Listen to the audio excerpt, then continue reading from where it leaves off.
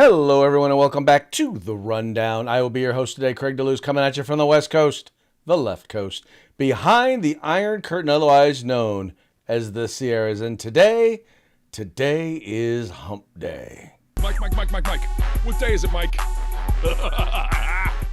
It's Hump Day. Hump Day! It's Hump Day. It's Hump Day. That's right, folks. Today is Hump Day. It's the day in which we attempt to begin the weekend, sometimes with success, sometimes not. But as I like to say, the fun is all in the trying, because we always have a good time here on the show. And I guess when you're having fun and you enjoy what you're doing, it's never really work, is it? Is it? I'm trying to convince myself of that. Excuse me. Sometimes, yeah. Sometimes I'm successful in convincing myself and sometimes not. But today, folks, it's going to be me and you. Mike's not going to be able to make the program today. We're going to be talking about the issues of the day. And as you can see, we've got some doozies here to talk about. But before we do, we got to do what we do. And that is, got to give a quick shout out to our sponsors. We're going to go ahead. We're going to start here with Hitman Industries. If you own an AR style rifle, and you're looking to rebarrel that rifle, or maybe you're looking to do a brand new from scratch home build, the place you need to go is hitmanindustries.net. They have pistol and rifle caliber barrels available for you today, including Glock barrels. And if you are a first responder and have never purchased from them before, you're going to get a discount. So check them out today at hitmanindustries.net. Then we've got the California Republican Assembly, working to help elect conservatives at all levels of government, from school board all the way up to President of the United States. Folks, you got to check them out. Even if you're not in California, let me just give you the reason why. Because if you look at the 5-seat majority that we had in Congress, it's down a little bit because, some folks have decided to resign early. But that having been said, those 5 seats are in California, that 5-seat majority. So it's important to make sure that those conservatives work to stay in Congress. So go to cragop.org. That's cragop.org. Check out who the conservatives are and make sure that you support them, help them get elected so that we can build a majority there in the Golden State, but also across the country.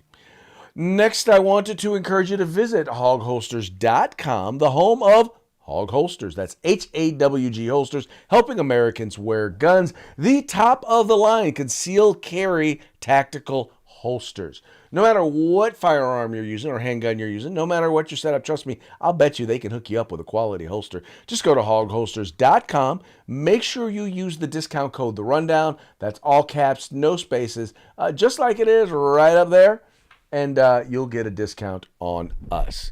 Also, would like to encourage you to visit uscombatgear.com. If you're looking for wet weather gear, cold weather gear, hot weather gear, camping gear, they have got everything that you need. In fact, they have all things tactical except the gun. Just go there. They have competitive pricing. They have a huge selection, fast shipping. Once again, veteran owned and operated, uscombatgear.com. All right, and with that, I believe the time has come for us to get into our topics today. We're going to start with the Teamsters. Now, the Teamsters Union, okay, don't know what's going on there. Let's go back. And back. There we go. Okay, so the Teamsters Union, in case you do not know, have traditionally voted for Democrats. They've traditionally supported Democrats and Democrats only for some reason. Well, we know why. But because Democrats are bought and paid for largely by unions. Anyway, that having been said, there's an interesting thing that has happened, and that is that the Teamsters do not appear to be, they don't appear to be in support of the Democratic candidate. In fact, let me go ahead and pull this up here real quick. So this is the report out of Breitbart News. And it says here, Teamsters Union refuses to endorse Kamala Harris. Polling shows most members support Donald Trump. Let me move that out of the way right there. It says here, Teamsters Union, representing more than 1 million union workers, will not endorse any candidate for the in the 2024 presidential election, even as polling reveals that a majority of members support former President Donald Trump over Vice President Kamala Harris. The Teamsters thank all candidates for meeting with members face-to-face during our unprecedented roundtables, Teamsters President Sean O'Brien said in a statement.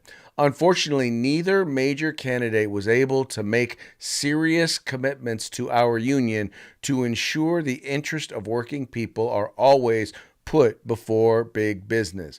We sought commitments from both Trump and Harris not to interfere with critical union campaigns or core Teamster industries and to honor members' right to strike, but were unable to secure those pledges. Emphasis added. Anyway, he said on Wednesday the union released polling taken of Teamsters members showing that almost 60% support Trump while just 34% support Harris. In prior town hall straw poll April through July, President Joe Biden dropped out of the race. 44% of the members said they support Biden, while 36% say they back Trump. Teamster executives said the polling showed no majority support Vice President Harris and no universal support among the members for President Trump. Now, so now what we've seen that that's BS, because now that data and that information has been released, we now know that their membership supports Trump. And here's the reason why. Let's be real. Right now, this election is not being driven, at least the media coverage is not being driven on the issues. It's being pushed on personality. It's style over substance. And let's be real. Kamala Harris has been well packaged.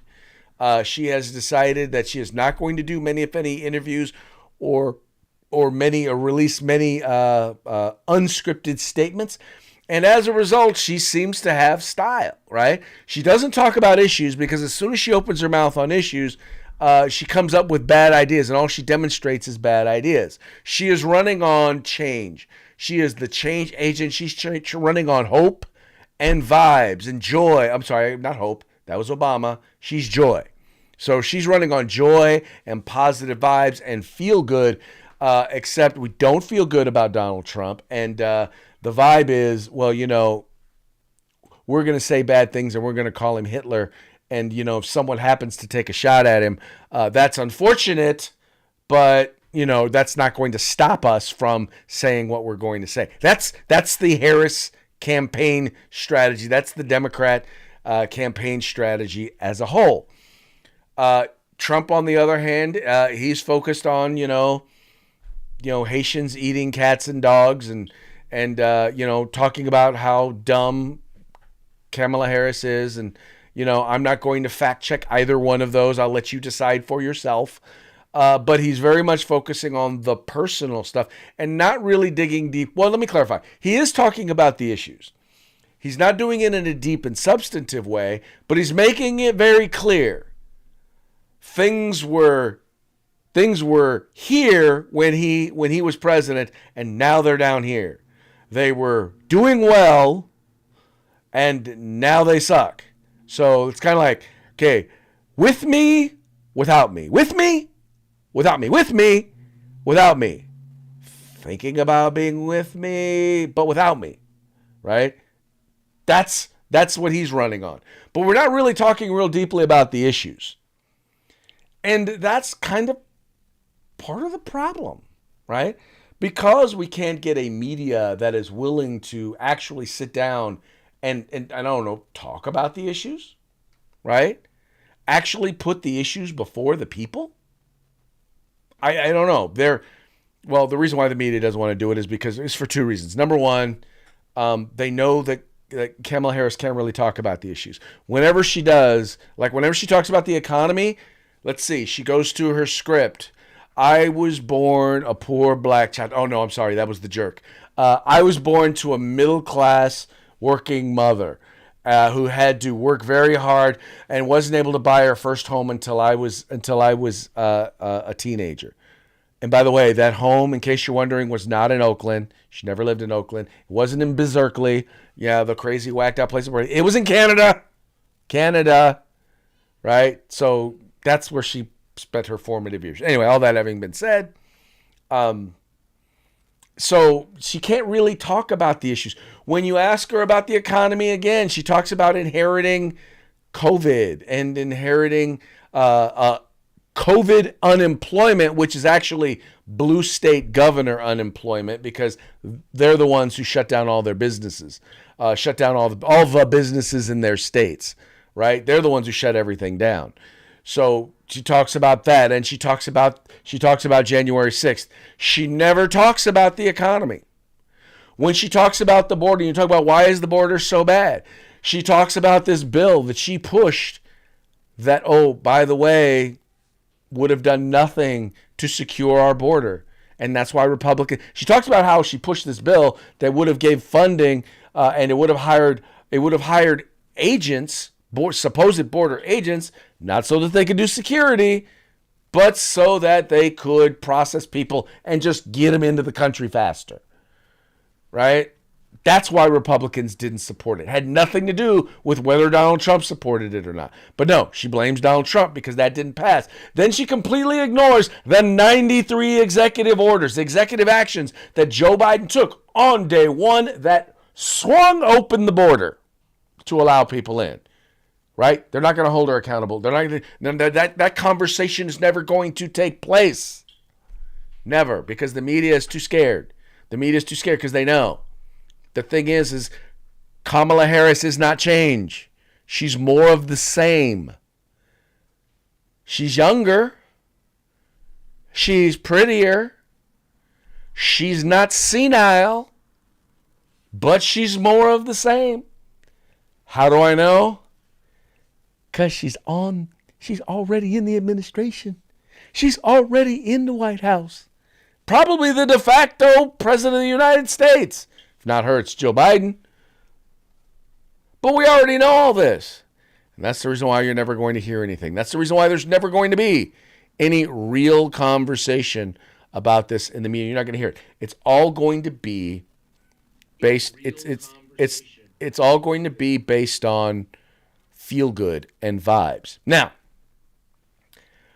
if it were actually on the issues, and this is what we're finding is interesting. Now, when you actually do ask people about the issues, who do you support? Who do you believe would do better on these issues? Donald Trump or Kamala Harris? Polls are actually showing that on every major issue, Donald Trump is leading. I mean, we're talking not some issues. We're talking on just about, on the most important issues. All right, you're saying, Craig, what are those major issues? Hold on, I'm going there right now. The first issue, obviously, is going to be inflation, right?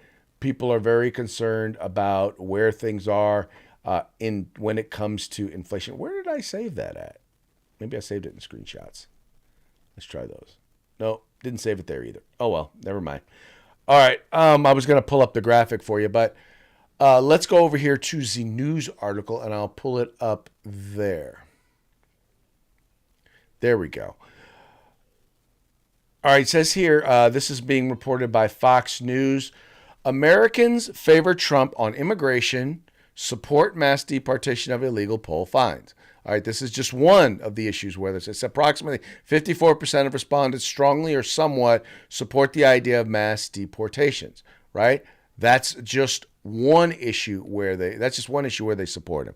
Here it says Gallup poll, Trump's favorability jumps as Harris's declines signal end to Veep's honeymoon phase. And once again, this is all based on the issues. They favor him on the border. They favor him on the economy.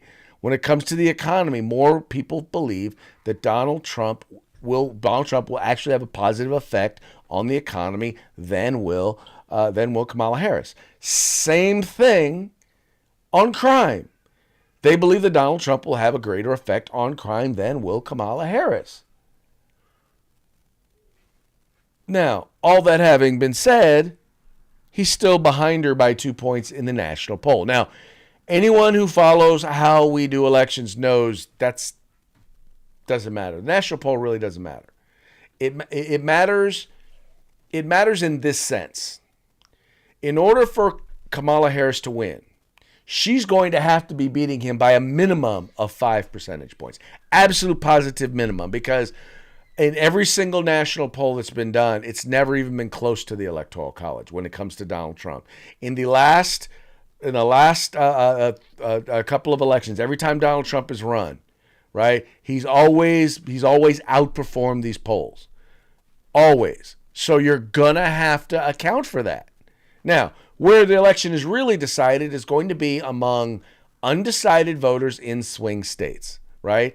In those swing states, we're talking Georgia, we're talking Pennsylvania, we're talking Michigan, Wisconsin, we're talking Nevada and Arizona. I don't remember if I already said Georgia. But we're talking in swing states is where it's really going to matter, those undecided voters. And even in those states, the number of undecided voters is very small. I mean, let's just be real. And what they're finding in these polls is this. Number one, like him or hate him, people know who Donald Trump is. Or at least they've made up in their mind who they believe Donald Trump is. I don't think, no matter what truths come out, I don't think you're going to see a lot of people changing their mind on who Donald Trump is. Unless the media gets exposed, I mean, just flat out exposed as the liars that they are. And even then, I still think you're going to have some people who are just so, I hate Donald Trump, that there's no way they're going to come out and support him. The other thing is that they also recognize they don't really know who Kamala Harris is.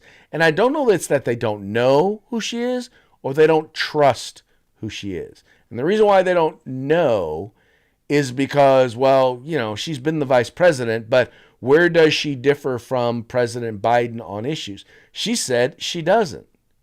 At the same time, she has said she's for fracking when she was against it. She has said that she's against gun confiscation even when she was for it. She says she doesn't support making illegal immigration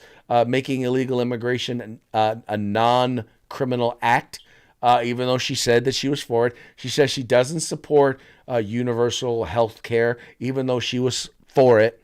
Or let me clarify, she hasn't said she's against it. Her campaign has said she's against it. So we don't know, because she won't come out and do any real interviews with any real serious journalist, anyone who's going to actually challenge her. I mean, she did one with LA, was it LA 5 or with some ABC 6? I think it was there in Pennsylvania. That's right, it was there in Pennsylvania, and turned out to just be a debacle. I mean, it was bad. It was really bad. There was a whole bunch of word salads up in there, and she jumped from one side of an issue to another. It wasn't good. But the thing is that the people who do believe they know who she is, believe that she's a liberal, right? The undecided voters, they believe that she is a liberal. They tie her to this administration. They tie her to the decisions that this administration has made that put us in the mess that we're in. And that's the reason why. That's the reason why she's going to have a hard time winning those voters over. Nate Silverman, who's doing kind of he's looking at all of the polls and looking at the information and data, and he's handicapping the race for the White House. And he's got a 67% chance, he's saying, that Donald Trump is going to be elected president. And once again, that's not a function of national popularity. That's a function of how our elections actually work, combined with what the candidates are actually doing and saying, or at least what the people are seeing the candidates do and say. And it's not coming out good for Harris. And I think that's one of the reasons why she wants a second debate, because she wants another shot at him. I think that's the reason why you're seeing a lot of these swing state pushes, because she's got to try and win some support, and she's not doing it. She's not moving the needle at all. Once again, keeping in mind, she just had the best, I mean, we're talking going on 90 days now, that any candidate could ever possibly have. I mean, it's her and the media against Donald Trump. There's no other way to put it.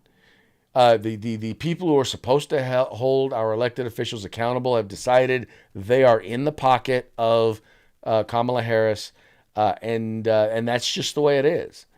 So and still Donald Trump is right there.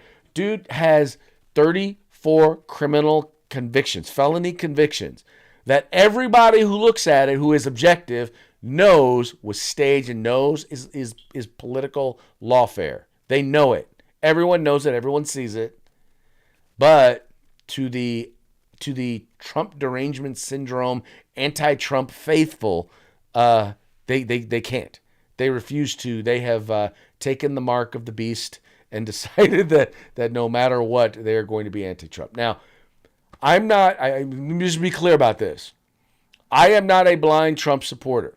Anyone who knows me, anyone who's watched this show for any period of time, anyone who's followed me on social media at Craig DeLuz, anyone who's, and any of that, you know me. You know that I call him like I see him.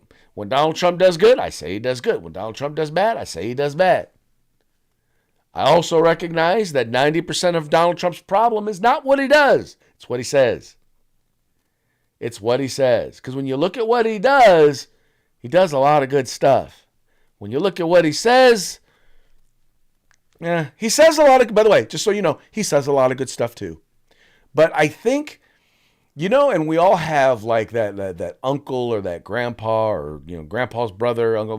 We all have that guy, that older person, male or female in the family who, that filter that, you might think it, but you don't say it filter, right? It comes all the way up and it comes all the way up. And before it leaves your brain, it says, I better not say that. It may be true, but that's probably best I don't. Well, we all have that family member for whom that filter, it's either all gunked up or it's been completely removed and doesn't work anymore. I honestly believe that's where Donald Trump is right now. It is. It really is. I don't know what to tell you. You can disagree with me. Some of y'all out there who are older Americans may disagree with me. Because trust me, there are some younger Americans who have it too. I just believe it tends to be more likely amongst older Americans that part, kind of like your knees, tends to wear out with age. I'm sorry, but it's true. Anyway, but in the end, it's going to come down to people recognize that they're going to tie them to their time in office, to their governance. They're going to look at their records. And for Donald Trump, illegal immigration was down, the economy was up, crime was down, interest rates were down, life was more affordable. Or as the brother at my barbershop said, when Donald Trump was president, my pockets were fatter. Simple enough. And they're also going to judge Kamala Harris by her record. Increased inflation, dramatic, record-setting illegal immigration, increasing crime, including violent crime, and across the board, things are not going well. Don't believe me? Once again, let's take a look at her record. Here's an instance where you have the Biden-Harris administration, and once again, if she wants to take credit for his good things, for the good things that happened during his tenure, which I have no idea what those would be, she also has to take credit for the bad. And one of those has to do with the program that I was talking to you about, just kind of referenced a little bit earlier. A lot of people are talking about illegal immigrants. Now, there are a lot of people who are immigrants who are, they are here legally, but they're here as a part of a program put in place by the Biden-Harris administration, basically in order to let people who would otherwise be illegal immigrants just kind of walk on into the country or fly into the country.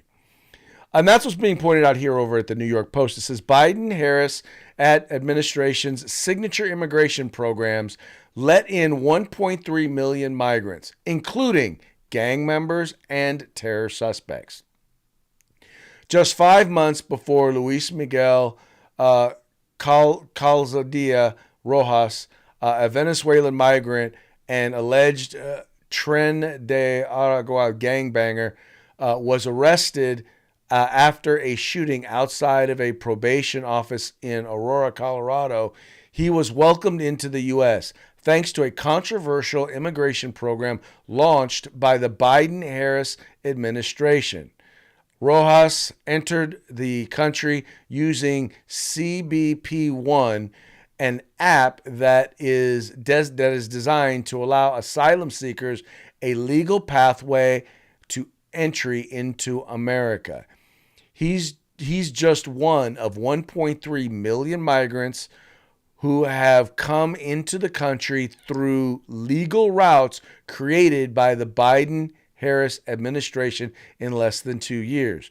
The programs were created unilaterally without congressional approval or input. Homeland Security sources tell the Post that there's almost no vetting involved for most migrants, especially if their home countries include Venezuela, Haiti, and Cuba, refuse to cooperate with American law enforcement. So let us be clear here. This is the app that they were talking about. This is why they're saying, well, they're not illegals. They said, hey, download this app, fill it out, you'll get an appointment. All you got to do is show up. In fact, in some cases, we'll fly you into the country. And mind you, they don't do any vetting. They just told you. They just told you. Those countries, think about it. Haiti, Venezuela. So when you hear people say, for example, that the immigrants that are there in Springfield are legal immigrants, keep in mind, this is where they're coming from. This is the program where I don't know how many of them are coming from this program, but this is probably one of the programs that they're coming from. Cuba, Haiti, and Venezuela. I mean, what do you say to that? People know this. People may not know the details of it. They may not be fully versed on the details of how, but here's what they know. When Trump was president, illegal immigration was down here. Border crossings were down here. Migrant crime was down here. Joe Biden, Kamala Harris take office, it's up here. She got named the border czar, goes up here. Can't even see it, can you? I mean, what else do you want me to tell you? People are not dumb. I mean, I get it. The average voter is, like I said, a lot of people are focusing on style over substance. But in particular, the reason why the average undecided voter doesn't know is because they don't like the style of either candidate, right?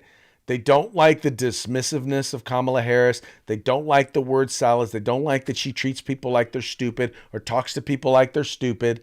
They don't like the fact that she puts race at the center of everything. Like, you know, because she is definitely a supporter of the whole DEI, CRT, all white people. Well, not all white people. Right? White people who support her aren't racist, but she's definitely in that camp. But people, and not, like I said, not just that. She comes across like someone who has spent a lot of time around college professors, but isn't really that smart. So she wants to sound smart. So she tends to use a lot of words that make her sound smart, right? She figures if I just put together these words in a sentence and sound confident in saying them, then people will think I'm smart. Trust me, I know people like that. And that totally sounds like her. When she says some of these statements, and if you dig deep into it, she can't tell you what they mean. She really can't. She gives you platitudes and attitudes instead of giving you real facts and information. And but I think people, like I said, once again, I believe people are smart enough to know and understand why these are issues. And by the way, folks, just so you know, I will still say this. I believe that the overwhelming majority of people who are coming into this country, the only crime that they committed, or the primary crime that they committed, the only real serious crime, the most serious crime that they committed was entering the country illegally. I still believe that, right? And I don't blame them for wanting to come here, for wanting better for their families. I don't blame them at all. But if even just 1%, think about that. We have over 10 million. Trump believes it's over 20 million. But let's just say it's just 10. If 1% of those individuals seek to do us harm, seek to commit crimes, right? And that's a very, very low percent. I mean, I'm being generously low. That's 100,000 people. That is 100,000 have now come into the United States that we know of. That's of the ones that we know of. That's bad. That's not good. And that all is all at the fault of the. That's all at the hands of Joe Biden and Kamala Harris.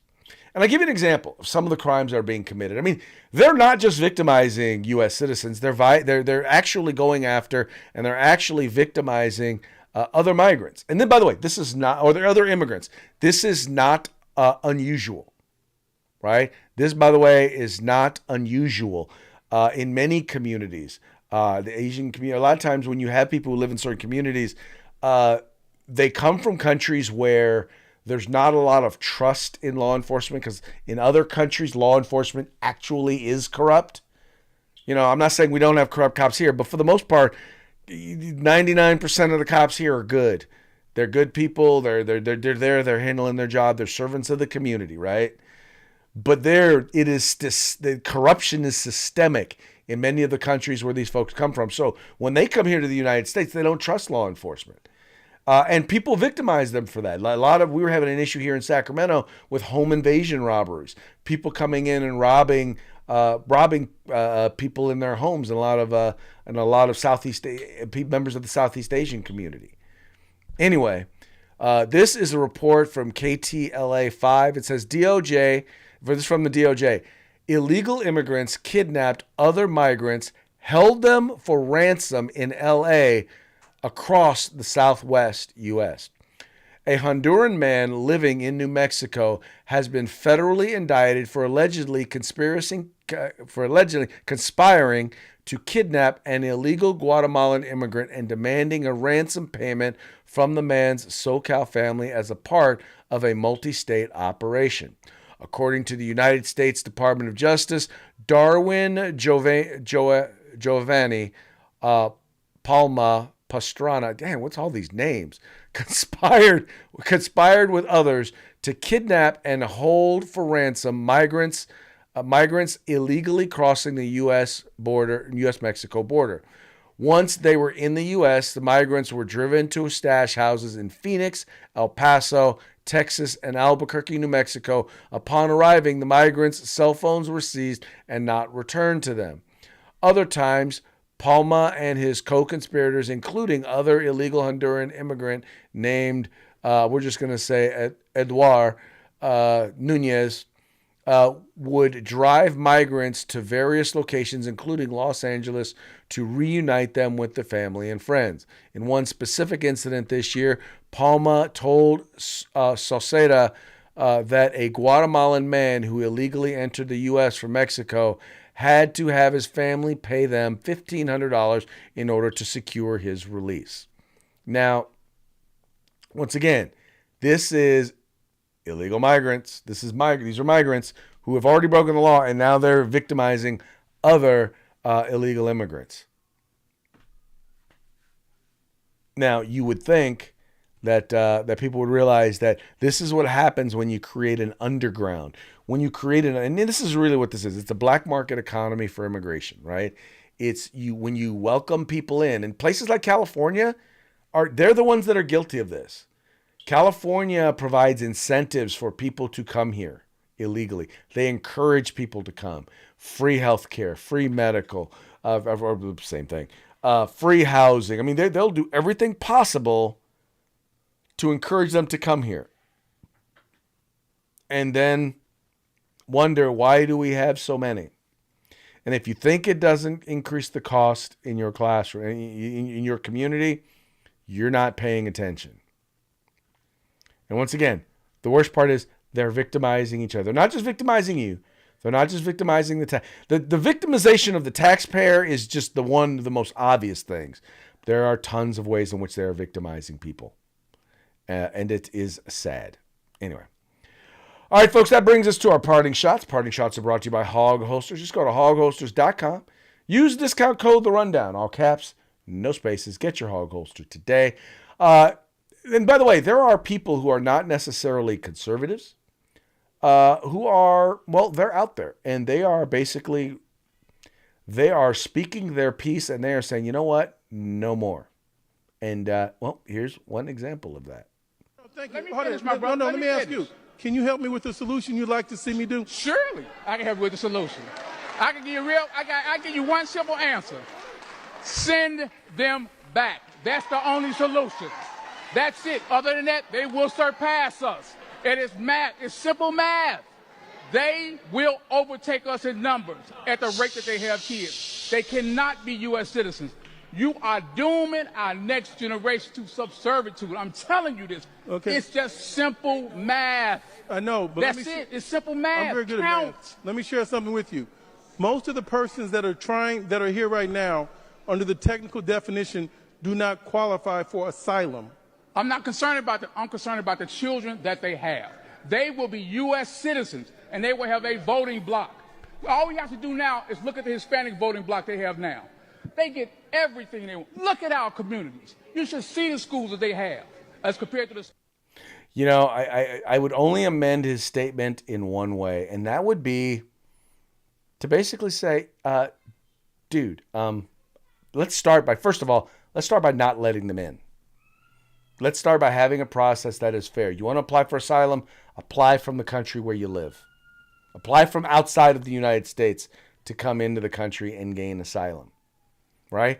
If there's going to be an emergency, okay, well, you need to come into the country first to do it, then let that hearing take place before you're allowed into the country. I guarantee you will not see all these people coming. You will not see it. You won't. If people go through the regular immigration process, anyway. So then there's that. And then you have an administration that is completely and utterly delusional. Well, you have a Democratic Party in the mainstream media that's delusional, but then you have an administration that's delusional, and this is just one example of that. Yes. You know, eggs and milk, and there were grocery things that were up. They still are. It has gone down. That's not true. That's not true at all. Gas prices, because of the actions that this president took. That's a lie. And let's not forget, there was an invasion that Russia did obviously into Ukraine. Blah, blah, blah, blah. The president has met the moment with every issue that we have had in front of us. Do you know how delusional you sound? I really don't. And this is the funny part, is I have this conversation with people all the time. I had this conversation with my brother. And I'm like, do me a favor. Send me the links to the information upon which you are saying this. Because give me the evidence. Show me the data that supports what you are saying. And they can't. He can't. Dude has 2 or 3 master's degrees, and he can't find it. You know why he can't find it? Because it doesn't exist. Because he's chosen to be indoctrinated. Because the truth really hurts. And there's nothing funnier than watching somebody who's put into a conundrum where they have to take a look at a situation and they have to measure it based on real life and their values. And no more evident than when it comes to the Second Amendment. Check it out. 15 seconds. That's how quickly that Greenwood Mall shooting came to an end. Eli Dickin pulled a gun, took aim, and took out the threat. It's a fact survivors of Sunday's shooting are not taking lightly. I find him to be an absolute hero. I cannot believe it. Can you believe there was an armed citizen there? I feel sorry for the guy that shot the guy. You know, I mean, he's got to live with that the rest of his life. 22-year-old Eli Dickin took the suspect out within 15 seconds of the shooter opening fire on the food court. Should teachers be allowed to carry firearms in their classrooms? Yeah, I don't think so. I'm an advocate of larger gun control, and I think that opening up, reducing restrictions is not conducive to how I think the problems of things like mass shootings should be solved. So let me ask you this. If there was a mass shooter in your classroom, would you rather be in classroom A with a professor with a gun, or classroom B, you all have cell phones and you can call 911? What classroom? Yeah, I mean, obviously classroom A, but once again, those are such, I guess, in order for these, I guess, we're painting kind of 2 different pictures of a world. Yours is where people are more generally armed, and mine is where... And you would choose the classroom where they're more armed. In that individual moment, yes, right now, if I had to choose those two worlds where I'm more... Okay. So he would choose a world where no one shoots people, and we would choose one where there are people who might want to shoot people, and there are also people who own or possess or have a firearm in order to defend themselves and others. I like his world where nobody wants to shoot anybody. That seems like it'd be a really peaceful place to live. The problem is that place is called Fantasyland, and it don't exist.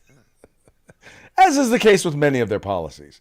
But I thought in that particular case, I thought it was funny how when given the real life situation, you know, like whether or not, like when it comes to carbon emissions, all right, we're going to tell everybody else, we don't want anybody else to be able to drive an SUV or fly in a private jet, but we're going to fly around the world in our private jet and drive around town in our big old SUV and, you know, with a big, huge carbon footprint and, you know, do whatever the heck we want because, you know, we can because that's real life.